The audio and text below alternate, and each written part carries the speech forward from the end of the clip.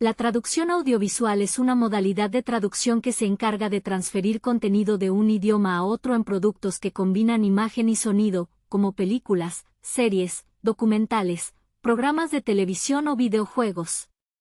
A diferencia de otros tipos de traducción, esta disciplina implica trabajar con múltiples canales de comunicación al mismo tiempo, incluyendo el lenguaje verbal, la imagen, el sonido, la música y el contexto cultural. Por esta razón, el proceso de traducción audiovisual requiere no solo habilidades lingüísticas, sino también conocimientos técnicos y una comprensión profunda del medio audiovisual. Según explica Frédéric Chaume, uno de los investigadores más influyentes en este campo, el traductor audiovisual debe enfrentarse a restricciones específicas como la sincronización con la imagen, la duración del diálogo y las expectativas del público. La historia de la traducción audiovisual está estrechamente relacionada con la evolución del cine.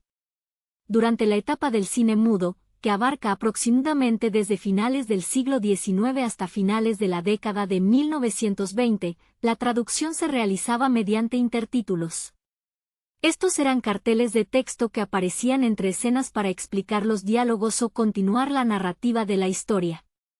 Cuando una película se distribuía en otro país, los intertítulos podían sustituirse fácilmente por versiones en el idioma local. Esta práctica permitía adaptar las películas a diferentes audiencias sin modificar el contenido visual de la obra y facilitó la expansión internacional del cine en sus primeras décadas. Sin embargo, esta situación cambió de forma radical con la llegada del cine sonoro. Un momento clave en esta transición fue el estreno de The Jazz Singer en 1927, considerada la primera película comercialmente exitosa con diálogos sincronizados. A partir de ese momento, los personajes comenzaron a hablar en pantalla y surgió un nuevo desafío para la industria cinematográfica, como traducir los diálogos a otros idiomas sin afectar la coherencia entre imagen y sonido. Como señala el investigador Jorge Díaz Cintas, el paso del cine mudo al cine sonoro transformó completamente las estrategias de distribución internacional del cine y obligó a desarrollar nuevas formas de traducción adaptadas al medio audiovisual. Durante los primeros años del cine sonoro, los estudios cinematográficos intentaron resolver este problema mediante la producción de versiones multilingües. Estas consistían en grabar varias versiones de una misma película en diferentes idiomas, utilizando los mismos escenarios pero con distintos actores. Aunque esta solución permitía llegar a audiencias internacionales, era costosa y poco eficiente, por lo que fue abandonada en pocos años.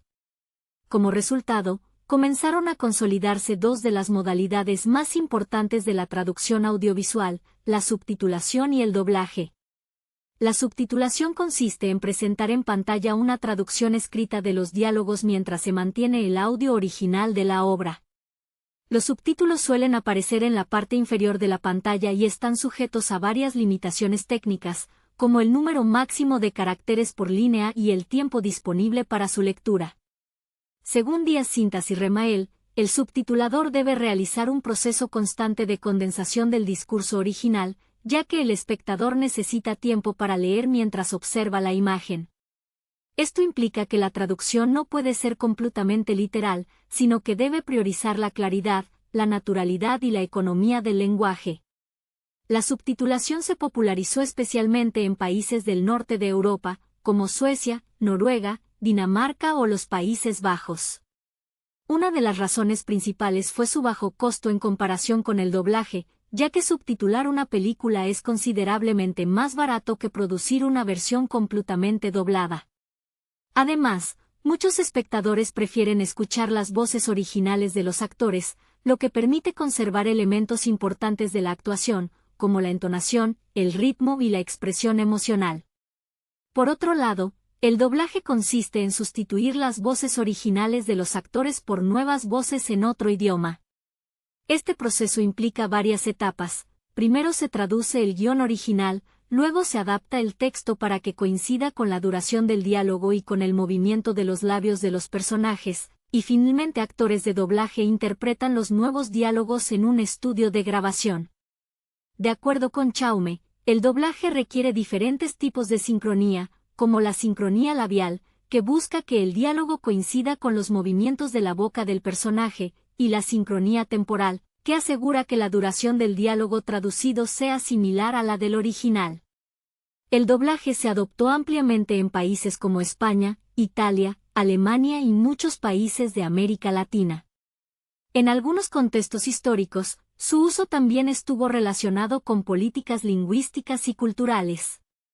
Durante ciertos periodos del siglo XX, algunos gobiernos promovieron el doblaje como una forma de reforzar el uso de la lengua nacional en los medios de comunicación y limitar la influencia de idiomas extranjeros.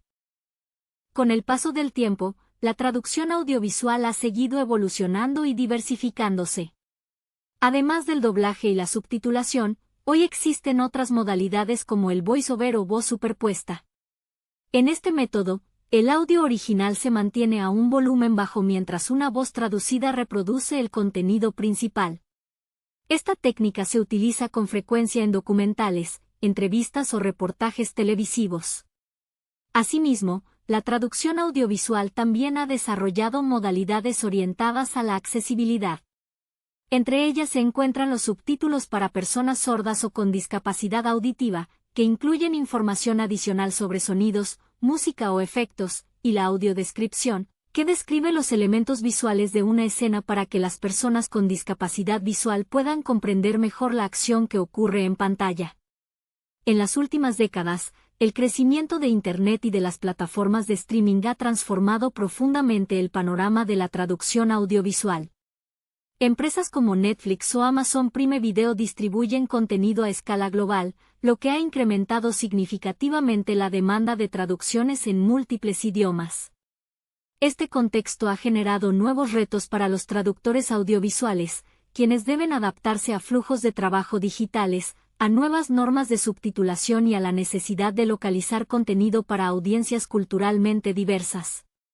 En conclusión, la traducción audiovisual ha evolucionado de manera paralela al desarrollo del cine y de los medios audiovisuales.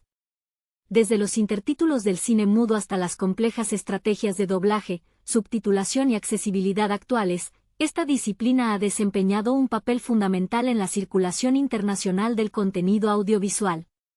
Gracias a la traducción audiovisual, las barreras lingüísticas se reducen y las historias pueden viajar entre culturas, permitiendo que personas de todo el mundo accedan a obras producidas en diferentes idiomas y contextos culturales.